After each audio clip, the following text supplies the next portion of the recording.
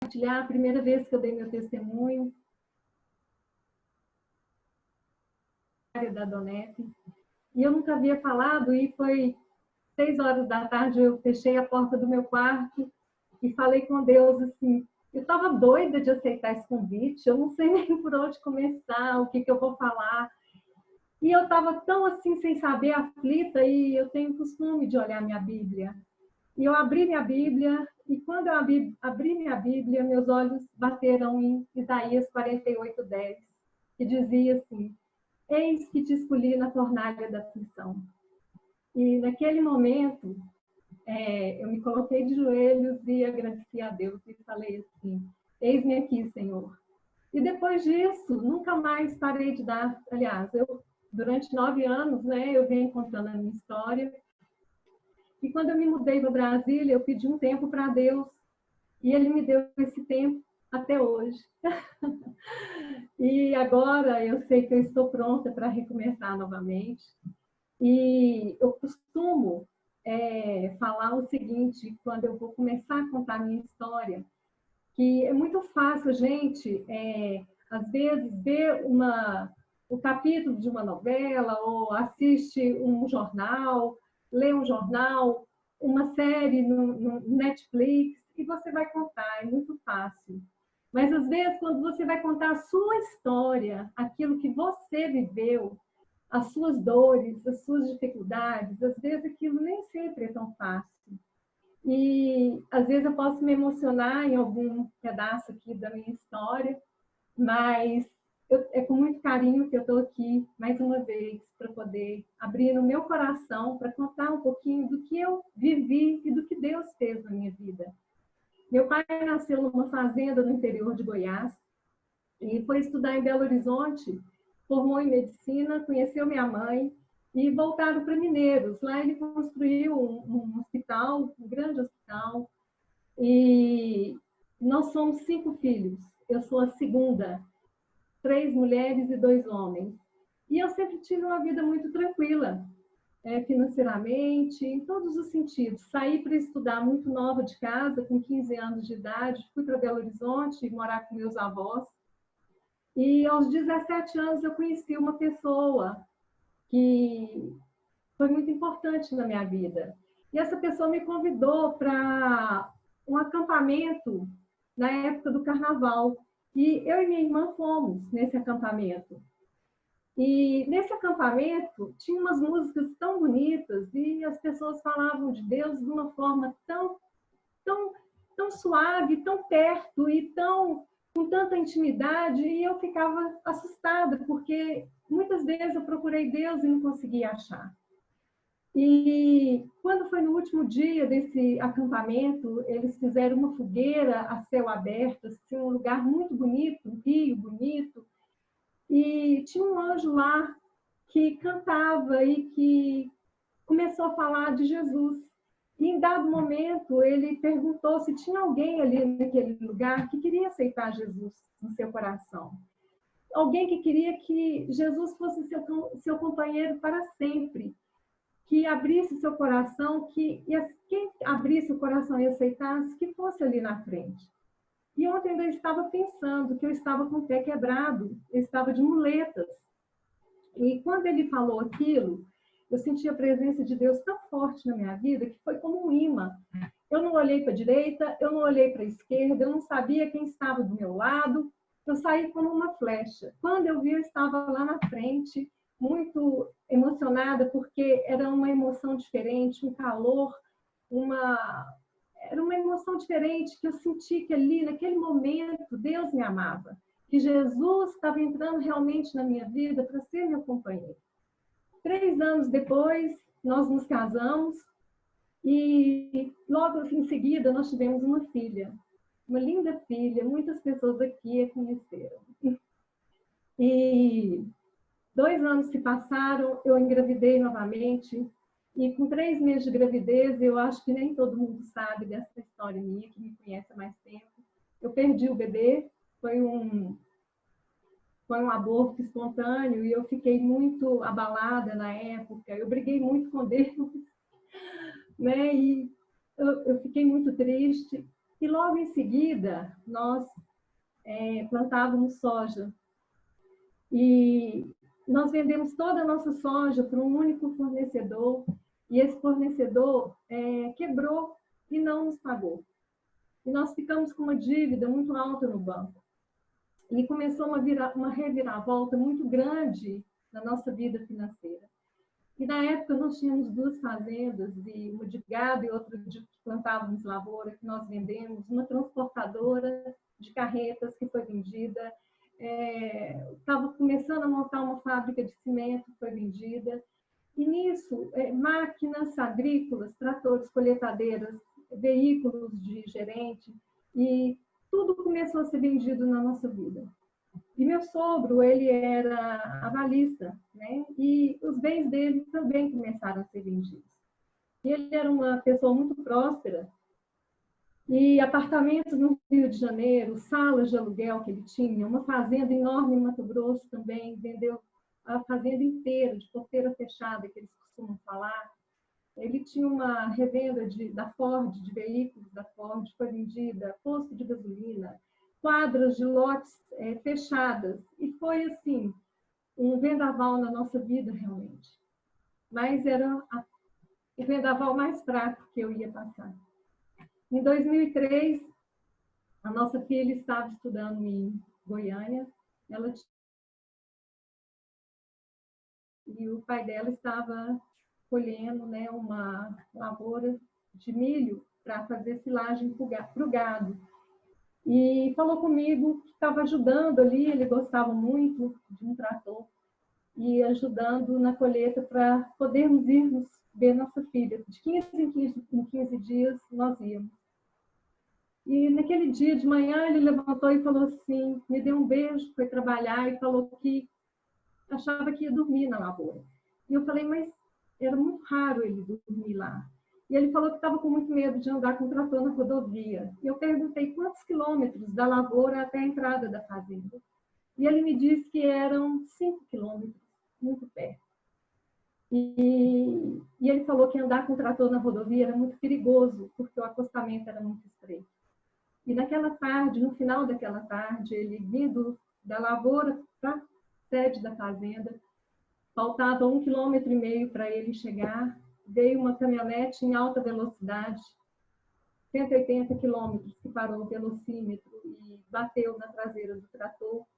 E naquele momento o trator partiu em 3 pedaços, o pneu traseiro, que é com água, ele explodiu e ele morreu imediatamente.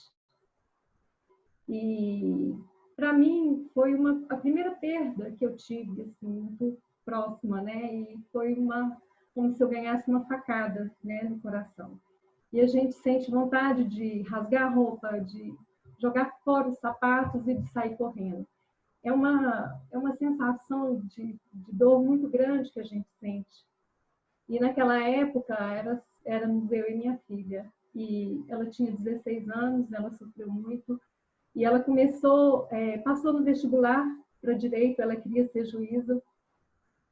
E 2 anos e 8 meses depois, nós estávamos de férias com a minha família toda. Era uma coisa muito rara isso acontecer. Eu tinha uma loja, eu nunca podia sair nessas férias. E essas férias eu ia com ela para Maresias, a família toda.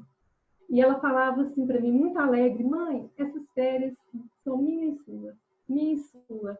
E muito feliz, e foram dias maravilhosos, muito sol, a água do mar estava quente. E nos dias de vir embora, 2 dias antes, ela começou a sentir dores abdominais devido a um cálculo renal, 2 pedrinhas, né, que ela estava, e ela começou a passar mal. Quem conhece Maresias sabe que Maresias não tem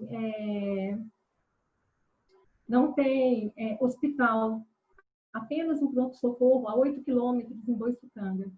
E ela vomitava muito, sentia muitas dores, nós fomos para Boiçucanga.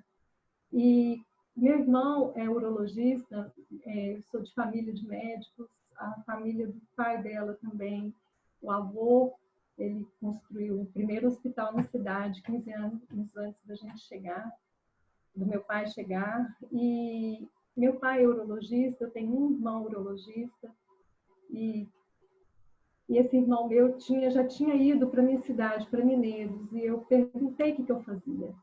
E ele falou que a maioria das pedras saía em 2 dias, né? Que não tinha problema. Mas que depois de 2 dias podia complicar. E eu resolvi ir embora com ela. Saímos num sábado de Maresias, viajamos. Segunda-feira estava em Mineiros. Não, foi domingo de manhã. Segunda-feira nós chegamos. Terça-feira ela foi operada por videolaparoscopia. Foi uma cirurgia muito rápida. 20 minutos, o tempo que ela saiu do quarto e voltou, é como se fosse uma pescaria. E foi tudo bem. Quarta-feira ela recebeu alta, quinta-feira ela começou a tossir. E eu achei que ela estava com bronquite, porque ela tinha problemas de bronquite. E voltamos correndo, de madrugada, 3 horas da manhã, eu fui com ela para o hospital. Eu não quis acordar meus pais. E chegando no hospital, o médico que nos atendeu falou que queria interná-la por precaução, que ela não tinha indicação para ser internada ali naquele momento, mas que ele ia internar porque de família de médico, neta de médico, ia internar.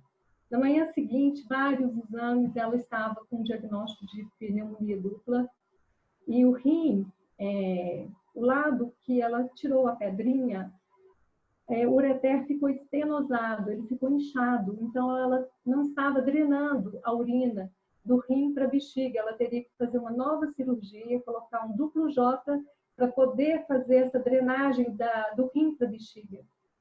Ela voltou mais uma vez para a sala de cirurgia e antes disso ela chorou e falou assim para mim: mãe, eu estou com muita saudade do meu pai. E eu falei para ela assim: mas eu sou sua mãe, seu pai. E ela olhou para mim e falou: não, você é apenas a minha mãe.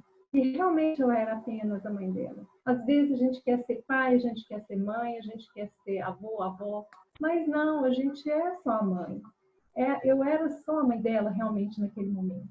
E ela foi para a sala de cirurgia, tudo correu bem, ela fazendo vários exames, tomando antibióticos de última geração. Quando foi 8 horas da noite, nós duas estávamos no quarto e ela falou assim para mim: mãe, um mês antes ela estava numa reunião e havia um anjo lá e ela estava com mais 2 amigas, eu não sei se essas amiguinhas dela estão aqui, elas falaram que viriam. E ela estava com 2 amiguinhas e naquele momento aquele anjo ali na frente fez um apelo para que quem estivesse ali naquele momento, se quisesse aquele Jesus, um dia eu tive a oportunidade de aceitar, que...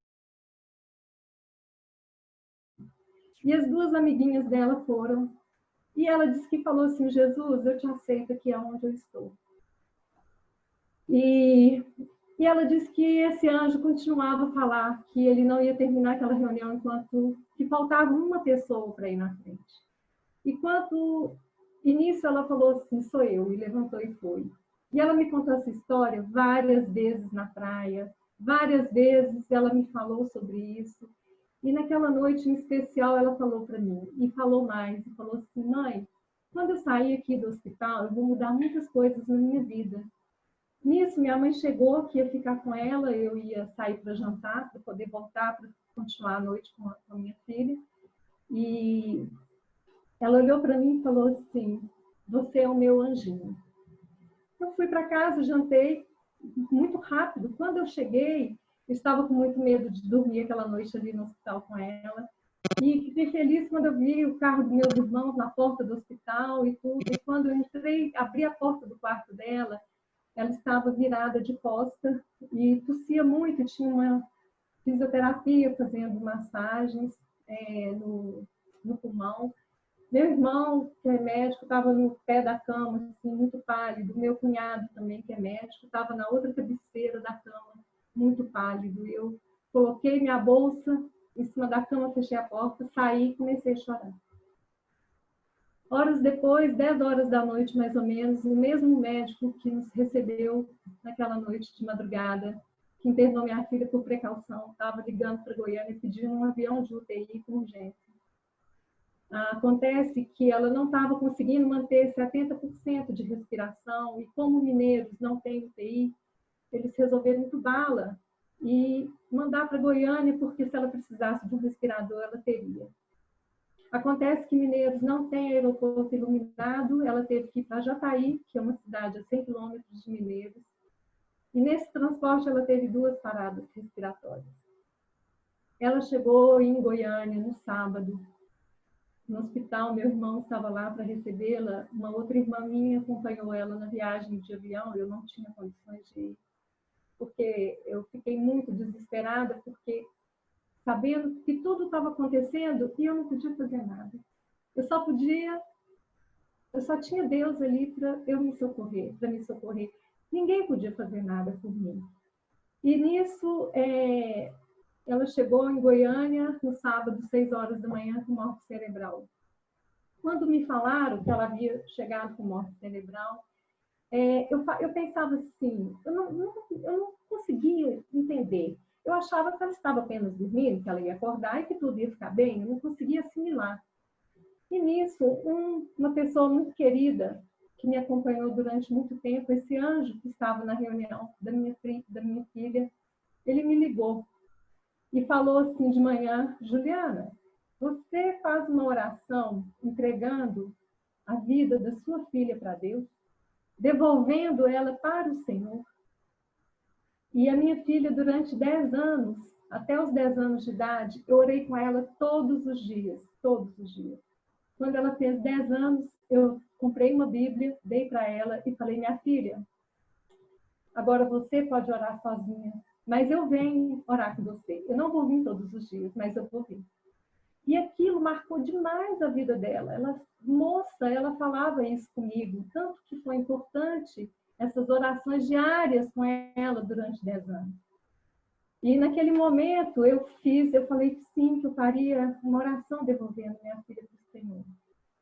E naquele momento nós fizemos uma oração e eu devolvi ela para o Senhor. Porque, na verdade, os filhos são apenas heranças do Senhor na nossa vida. Eles não são nossos, né? A gente acha que filho é nosso, mas não, eles estão emprestados para a gente dar o melhor da gente, para a gente cuidar da melhor forma que a gente puder. E isso foi num sábado de manhã. Domingo ela deu uma melhorada, os médicos falavam que eles iam contornar, ela estava com uma infecção generalizada, que eles iriam contornar, mas que não sabia a parte, se iria ficar com alguma sequela, né, no cérebro. E todas as madrugadas, às noites, meia-noite, 11 horas, eu estava em oração. E domingo à noite, de domingo para segunda, do dia 23 de janeiro para o dia 24, nós estávamos orando, como sempre a gente fazia. E naquele dia nós pedimos uma resposta para Deus ao amanhecer. Que se fosse da vontade do Senhor, que Ele a levasse. E que se não fosse, que Ele abrisse os olhos, que ela abrisse os olhos sem nenhuma sequela. Porque ela era jovem, ela tinha 19 anos. E ela tinha tudo rim novo, né? Pulmão, coração, tudo muito novo. Ela podia ficar naquele estado vegetativo pro resto da vida, ou durante muito tempo. A gente não tinha noção do que podia acontecer. E naquela noite, Deus mandou me dizer que quando eu acordasse no dia seguinte, era para eu agradecê-lo por todas as coisas. E que eu iria muito mais consolar do que ser consolada. E naquele dia eu não entendi muito bem essas palavras. Eu fui dormir e quando eu acordei no dia seguinte, eu agradeci a Deus por todas as coisas. E eu trocando de roupa, levantando, que eu queria ir logo para a UTI para saber como ela estava, para ver minha filha. E quando eu vou saindo do quarto, meu irmão vem chegando. O meu outro irmão, que também é médico, que mora em Goiânia, ele vem chegando correndo. E me abraça e fala assim para mim: a Priscila morreu. E naquele dia, mais uma vez, as minhas roupas, de tirar os meus sapatos e de sair correndo e gritando. Parecia que tinha arrancado meu coração com a mão. E quando eu olhei para o meu irmão, eu vi que ele estava sofrendo tanto. E eu parei de chorar, porque eu vi que ele estava sofrendo, que ele a tinha como filho. E eu quero dizer que nós não somos, que a morte, né, a morte, ela faz parte da vida. Todos nós sabemos que vamos morrer um dia, mas nem sempre a gente está preparado para isso. Né? E que meu irmão, ele é um ótimo profissional. Ele tem 2 cursos de pós-graduação no exterior. Ele falou para mim que ele nunca tinha perdido um paciente, que às vezes ele já tirou rim podre de um paciente, jogou no lixo, fechou a barriga e ele viveu. Então a nossa vida, ela está nas mãos do Senhor. Ele é que nos dá a vida e é Ele que recolhe. Não cai um fio da nossa cabeça que não seja da permissão de Deus e nem uma folha da árvore que não seja da permissão do Senhor. Ele que está no controle de todas as coisas. E naquele dia eu vou ler um pedacinho de uma carta. A Laura está aqui, ela, sempre que ela me encontra, assim, ela lembra dessa carta que eu li. Eu fui para o meu quarto e escrevi uma carta que eu li no velório da minha filha. E eu vou ler só uns pedacinhos dela, que a gente não tem muito tempo. E eu escrevi assim naquele dia. Não sei como começar a falar da minha filha. Priscila era o meu raio de luz, o meu tesouro, a razão do meu viver. Um presente que Deus me deu para cuidar durante 19 anos. E eu me dediquei de corpo e alma. Uma filha linda, inteligente, amorosa, de personalidade forte. Sabia o que queria e estava determinada a ser juíza. Nem sempre podemos compreender o que Deus tem reservado para nós e por que permite certas coisas acontecerem. Obrigada, Senhor, porque apesar de tanta dor e tanto sofrimento, Tu me estendes os braços e me carrega em seu colo. Continuarei a te louvar e adorar, mesmo diante de tanta dor e sofrimento, pois Tu és o meu Pai, meu Deus e Pai. Quero, para encerrar, dizer que nós não sabemos quando o Senhor nos chamará para estarmos com Ele. Por isso, temos que preparar nosso coração. Em Atos 4:12 diz: e em nenhum outro há salvação, porque debaixo do céu nenhum outro nome há, dado entre os homens pelo qual devemos ser salvos. Por isso, não deixe para amanhã o que você pode fazer hoje. Entregue sua vida a Jesus, aceitando que Ele morreu na cruz para salvá-lo. Pri, você foi, você é e sempre será a minha pituca, o meu filhote e a minha alegria. Obrigada, Jesus, por ter me dado, mesmo por pouco tempo, esse tesouro. E foi a carta que eu falei, e até hoje eu continuo adorando e glorificando o nome do Senhor, porque Ele tem feito tantas coisas lindas na minha vida. Não tive depressão, tive momentos de tristeza, tenho momentos de saudade, mas eu nunca me revoltei, assim, nunca me rebelei. Eu sempre aceitei de coração aberto tudo isso. E Deus é tão maravilhoso, porque eu queria muito encontrar uma nova pessoa na minha vida. E dia 22 de fevereiro de 2017, no almoço, eu conheci uma pessoa muito especial na minha vida. E eu lembro que ele estava com uma camisa branca e ele tinha um olho azul e um verde. Imagina! Tinha que ser uma pessoa muito diferente e especial que Deus ia colocar no meu caminho, né? E nós começamos a nos conhecer e foi uma coisa muito rápida. Dentro de 3 meses, né, nós fomos morar juntos e não sendo, e assim, eu pedindo muito para Deus me dar um direcionamento, porque naquela época ele não tinha o mesmo entendimento que eu tinha das coisas do céu. E eu pedia muito para Deus que eu queria uma pessoa que andasse lado a lado comigo e que me ajudasse, né, naquilo que Deus tinha na minha vida.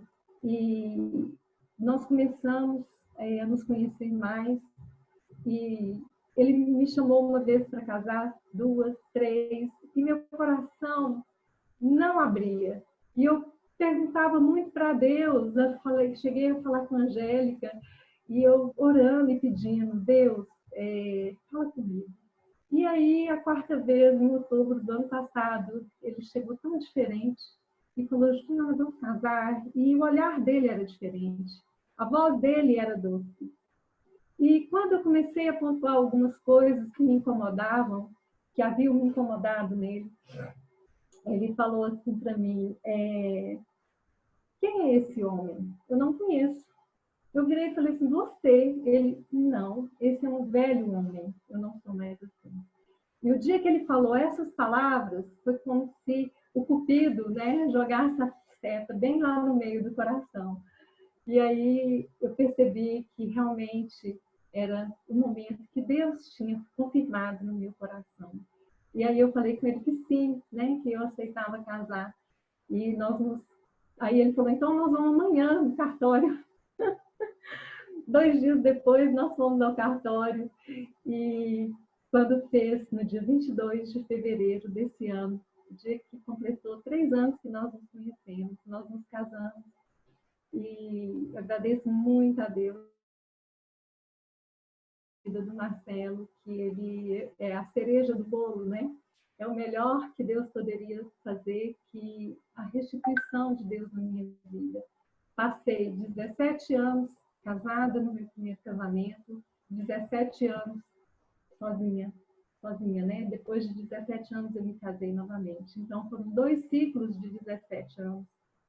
E eu agradeço muito a Deus pela vida do Marcelo, que ele é uma pessoa fantástica e eu tenho certeza que Deus tem muitos planos conosco. E ele teve o Covid, ele pegou o vírus e teve sintomas bem leves. Nessa época de pandemia, né, que nós estamos vivendo, nós temos a incerteza do amanhã, nós temos muito medo, mas a nossa segurança, eu quero dizer, eu não fui contaminada, então eu quero dizer que a nossa segurança ela está em Deus, é somente em Jesus. Enquanto a gente estiver com medo daquilo, de outra coisa, aquilo vai nos afetar de tal maneira, mas a partir do momento que a gente descansa no Senhor, Ele segura na nossa mão, porque Ele está conosco. Quando nós entregamos a nossa vida, e eu gostaria que quem pudesse abrir a janelinha nesse momento, que eu pudesse ver, ou que pudesse me olhar, porque eu queria te convidar, como um dia eu recebi esse convite de levantar minha mão, de aceitar esse Jesus tão maravilhoso que me tem carregado nos braços. Eu gostaria de fazer esse convite para você que está aí do outro lado da tela me olhando. Se você sentir no seu coração que você quer esse Jesus que caminha comigo esses anos todos, que minha filha encontrou 1 mês antes dela ir para o céu, porque eu tenho certeza que ela está no céu, que ela confessou com a boca dela que ela queria ele para a vida dela, eu te convido para você levantar sua mão de onde você está, que eu queria fazer uma oração. Amém. Amém. Amém. Amém. Amém. Amém. Eu gostaria que você, que levantou sua mão, colocasse a sua mão no coração, que fechasse seus olhos e que repetisse as minhas palavras. Senhor Deus, nessa noite, eu peço perdão por todos os meus pecados. Sei que morreste na cruz do Calvário por amor a mim. E nesse momento eu te recebo na minha vida como único Senhor e Salvador. Escreva meu nome, Pai, no livro da vida. Me dê a paz, alegria e todo o seu amor. É o que eu oro em nome de Jesus. Amém. Eu agradeço muito, muito, muito a todos vocês. Eu tive que correr aqui para contar tudo, mas eu fico muito feliz com a carinha de cada um de vocês que estão aqui. Tem pessoas que me conhecem, de uma vida, da minha cidade, conhecer a minha história, vai agora conhece, né? Então, eu preciso me restituir a alegria, me restituir a felicidade, me restituir o companheiro na vida, e só tem para ser uma Muito obrigada, gente. Juliana, muito obrigado, viu? Muito obrigado pelo seu testemunho.